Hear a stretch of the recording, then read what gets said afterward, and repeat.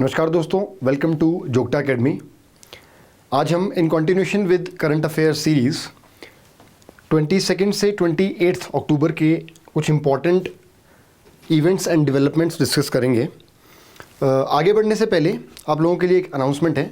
जोगटा academy Shimla branch 18 नवंबर से लेके आ रहा है एक नया HPAS का फाउंडेशन बैच, जो कि HPAS 2025-2026 को टारगेट करेगा। तो जो भी आपकी इंक्वायरी है, अगर आप एनरोलमेंट कराना चाहते हैं तो आप दिए गए नंबर पर कांटेक्ट कर सकते हैं जोगटा अकेडमी के। Moving on to first question, Depsang plains, Gogra hot springs, Demchok recently seen in news are in. तो आपको बताना है ये जगहें हैं, दिपसांग प्लेन, आपका plain, Gogra hot spring, Demchok, ये कहाँ पर हैं, भारत के किस हिस्से में लोकेटेड हैं। तो अगर आपने सुना होगा कि 2020 में गलवान वैली क्लैश हुआ था इंडिया एंड चाइना के बीच, उसमें भारत के कुछ सोल्जर्स की जान भी गई थी, ठीक है। तो ये जो है लद्दाख में है। और हाल ही में क्या हुआ है, इंडिया और चाइना जो है उसमें एक एग्रीमेंट हुआ है कि भाई 2020 से पहले जो स्टेटस को था, पेट्रोलिंग राइट्स थे, उसको मेंटेन किया जाए, उसको रिस्टोर किया जाए। इसीलिए ये आपके न्यूज़ में रहे हैं, ठीक है। तो अगर मैं आपको यहाँ पर एक नॉर्थ टू साउथ एक आपको प्लेसेस का वर्णन करूं तो उसमें देखो, सबसे पहले आता है कराकोरम पास, ठीक है। साथ में इधर को सियाचिन है, ऊपर कराकोरम पास है, और कराकोरम पास के नीचे अगर आप देखोगे तो ये गलवान वैली जो यहाँ पर दिख रही है आपको, गलवान वैली है। उसके बाद आपके हॉट स्प्रिंग्स, ये गोगरा हॉट स्प्रिंग्स है, ठीक है। और उसके बाद आपकी पेंगोंग सो जो आपकी लेक है वो है। उसके बाद आपका क्या आता है, देमचौक आता है। तो आपने ध्यान रखना, कई बार पेपर में पूछ सकते हैं कि पेंगोंग सो और देमचौक सबसे नीचे है, पेंगोंग सो ऊपर है, फिर ये गोगरा हॉट स्प्रिंग ऊपर आते हैं, उसके बाद गलवान वैली, इसी के साथ में ये आपका क्या है, ये देपसांग प्लेन्स भी है, ठीक है। तो कराकोरम पास से ये नीचे को चल रहा है सारे का सारा ऑर्डर, ठीक है। और बता दूं कि इंडिया और चाइना जो है 3488 किलोमीटर की बाउंड्री शेयर करते हैं। Next question, which of the following state became first to implement sub quotas for Dalit community. हाल ही में आपने सुना होगा कि सुप्रीम कोर्ट ने जजमेंट दी थी कि भाई देखो कि सेंट्रल गवर्नमेंट या फिर बोल दीजिए प्रेसिडेंट ऑफ इंडिया 341 के अंतर्गत शेड्यूल कास्ट की जो लिस्ट है उसको प्रिपेयर करता है। मतलब क्या है कि उसमें जो भी नई आपकी शेड्यूल कास्ट कम्युनिटी आएगी तो उसमें उसको लिस्ट में डाला जाता है, ठीक है। तो प्रेसिडेंट ऑफ इंडिया के पास ये पावर है।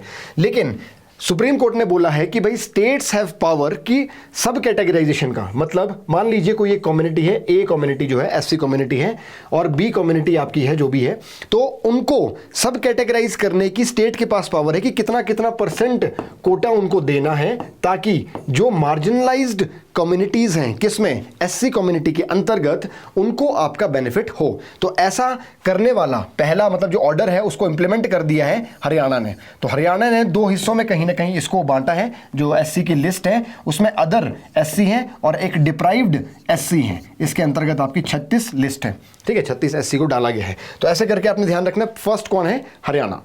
Next, recently which of the following nation inducted red and white cabinet. तो कैबिनेट मंत्रालय, जैसे आपने सुना होगा कि कैबिनेट मंत्री होते हैं भारत में, हमारे स्टेट में, सेंटर में, वैसे ही अभी इंडोनेशिया में चुनाव हुए थे कुछ समय पहले और वहाँ के 8वें राष्ट्रपति बने थे प्रेसिडेंट ऑफ इंडोनेशिया, वो थे आपके पारबोवो सुबियांतो। तो पारबोवो सुबियांतो जो है उन्होंने अभी क्या किया है, क्योंकि वहाँ प्रेसिडेंशियल फॉर्म ऑफ गवर्नमेंट है, तो उन्होंने वहाँ पर अपना कैबिनेट नियुक्त किया है। 109 मेंबर्स उन्होंने अपने कैबिनेट में, कैबिनेट तो नहीं आप बोल दीजिए मंत्रिमंडल में पूरी तरह से शामिल किए हैं, और इसको एक्सटेंडेड वर्जन को कहा गया है रेड एंड व्हाइट कैबिनेट। तो आपका आंसर क्या हो जाएगा यहाँ पर, इंडोनेशिया, ठीक है। ध्यान रखना इस चीज़ को।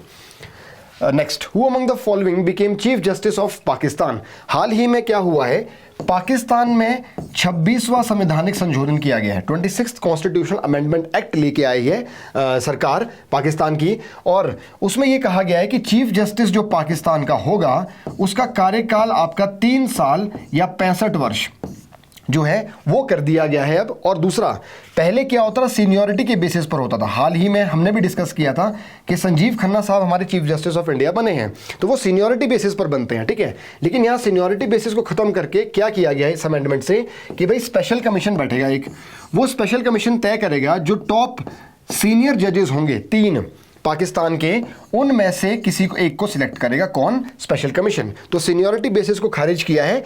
तो अभी कौन बने हैं वहां के चीफ जस्टिस? वो हैं Yahya Afridi. Next, Who among the following was appointed chairman of National Commission of Women?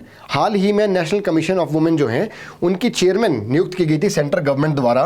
तो सेंट्रल गवर्नमेंट में भी एक सिलेक्शन कमेटी होती है, फिर वो चिन्हित आपकी अपॉइंट करती है national commission for women.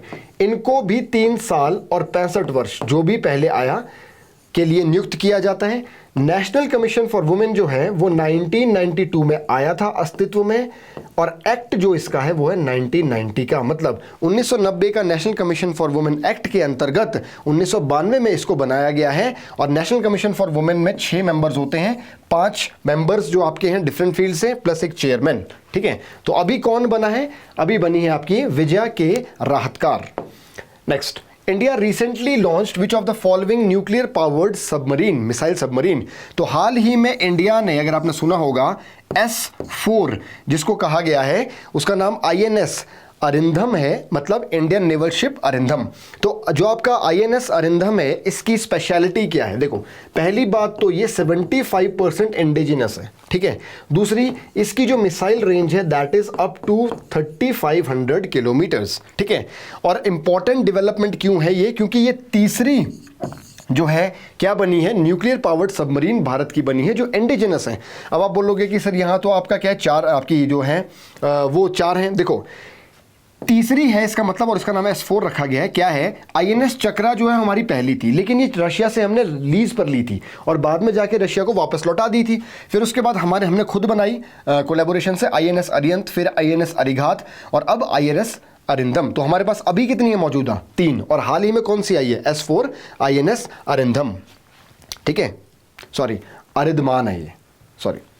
What was India's rank in economic freedom of the world report 2024? हाल ही में जो है अभी आपका फ्रेजर इंस्टीट्यूट है, उसने ये रिपोर्ट जारी की है कि भाई जो भी इंडिविजुअल है उसके पास कितनी इकोनॉमिक फ्रीडम या इकोनॉमिक चॉइसेस अवेलेबल हैं।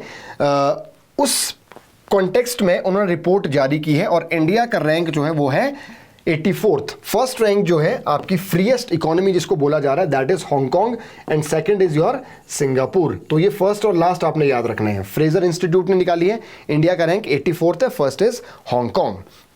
Next, Who among the following got Global Anti-Racism Championship Award 2024? तो हाल ही में एंटी रेसिज्म चैंपियनशिप अवार्ड जो है वो आपका दिया गया है, और इन तीनों को ही मिला है। उर्मिला चौधरी को आपका मिला है, दंतिये सूले को मिला है, और एल्विस शाकजीरी को दिया गया है। हालांकि आपको बता दूं कि 6 एंटी रेसिज्म चैंपियनशिप अवार्ड दिए गए हैं, उसमें से हमारे लिए, इसका आंसर क्या हो जाएगा? All of the above. हमारे लिए जो है उर्मिला चौधरी काफ़ी इंपॉर्टेंट है। क्यों?